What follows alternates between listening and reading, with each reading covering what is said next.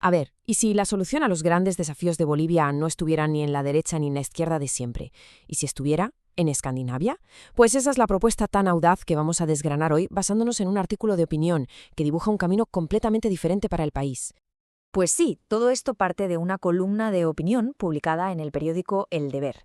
El autor arranca con una idea muy potente, que Bolivia se encuentra en una encrucijada, como atrapada en un tira y afloja entre dos visiones que parecen totalmente irreconciliables. Y claro, esto nos lleva directamente a la pregunta del millón, la que va a guiar todo nuestro análisis.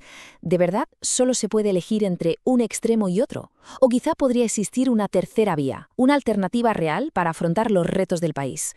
Vale, pues para entender bien esa posible tercera vía, lógicamente, primero tenemos que poner sobre la mesa cómo define el artículo esos dos polos que, según se argumenta, dominan el debate ahora mismo. El autor nos pinta un cuadro bastante claro. Por un lado tenemos una derecha muy centrada en el libre mercado, en la propiedad privada. Y en la otra esquina, por así decirlo, una izquierda que lo apuesta todo a la igualdad y a una economía dirigida por el Estado. Son, como vemos, dos visiones casi opuestas de cómo debe funcionar un país. Y justo en medio de esos dos polos es donde el artículo sitúa la alternativa. Una posición de centro que, en lugar de ver al mercado y al Estado como enemigos, los ve como socios. La idea, en el fondo, es bastante intuitiva.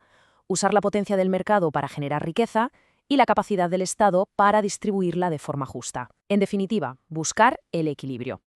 Vale, suena bien en teoría, ¿verdad? Pero ¿esto existe en el mundo real? Pues según el autor, rotundamente sí. Y para encontrarlo, nos invita a hacer un viaje, al menos mental, hasta el norte de Europa. Vamos a ver qué tiene de especial ese famoso modelo nórdico. Pero un momento, antes de importar cualquier modelo, hay que tener muy claro el diagnóstico del problema. El artículo subraya estos 4 grandes desafíos para Bolivia: unas instituciones débiles, niveles de pobreza todavía altos, una economía informal enorme y una dependencia excesiva de las materias primas. Cualquier plan serio tiene que atacar esto de frente. Y aquí entra en juego el modelo inspirador, la socialdemocracia pragmática. La palabra clave es esa, pragmática, porque no es socialismo, ojo. Es más bien una simbiosis, un motor capitalista a toda máquina, creando riqueza, combinado con un Estado muy fuerte que usa esa riqueza para garantizar servicios públicos de primera para todo el mundo. ¿Y cuál es la receta?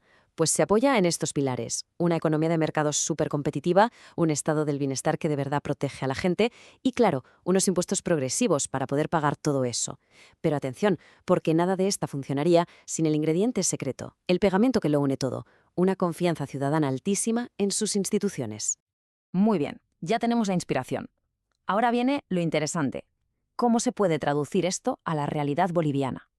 Pues el autor no se queda en la teoría, sino que propone una hoja de ruta concreta. Y aquí hay una aclaración que es crucial. El propio autor insiste en que no se trata de hacer un copia y pega. Para nada, eso sería absurdo y no funcionaría. La clave, la propuesta real, es adaptar la filosofía, la esencia del modelo, para crear una versión propia, una vía boliviana, por así decirlo. Para levantar este nuevo proyecto de país, la propuesta se asienta sobre 5 grandes áreas de reforma. Pensemos en ellos como los 5 cimientos sobre los que se construiría todo lo demás. Y aquí los tenemos. El primero, instituciones y gobernanza, para tener reglas del juego claras. El segundo, finanzas públicas, para que las cuentas salgan. El tercero, formalización y mercado laboral, un reto enorme. Y por último, desarrollo productivo y recursos naturales, para generar más y mejor riqueza. Es un plan súper completo, pero para entender su lógica vamos a hacer zoom en los 3 primeros. El primer pilar va directo a la yugular de uno de los grandes problemas, la corrupción. La propuesta es contundente: crear una unidad anticorrupción que sea de verdad independiente, máxima transparencia en los contratos públicos y digitalizar todo lo posible para cerrarle el paso a las malas prácticas. El segundo pilar es básicamente poner la casa en orden en lo económico y sobre todo pensar a largo plazo. Por un lado, recaudar mejor y por otro, una idea potentísima: crear un fondo soberano con las ganancias del litio y del gas. Es como crear una hucha gigante para el futuro del país, invirtiendo esa riqueza en vez de gastarla toda ahora. Y el tercer pilar se enfrenta a un verdadero monstruo, la economía informal. La estrategia aquí no es de castigo, sino de ayuda e incentivo. Ponérselo fácil a las pymes para que se formalicen y a la vez apostar fuerte por la formación para que la gente esté preparada para los empleos del futuro. Y ahora la gran pregunta es, vale, ¿y cómo se lleva a la práctica algo tan enorme? Claro, una transformación de este calibre no se puede hacer de la noche a la mañana, sería imposible. Por eso, el autor plantea un calendario realista, una hoja de ruta dividida en fases a lo largo de 20 años. Esto es una carrera de fondo, no un sprint. Fíjense en la progresión.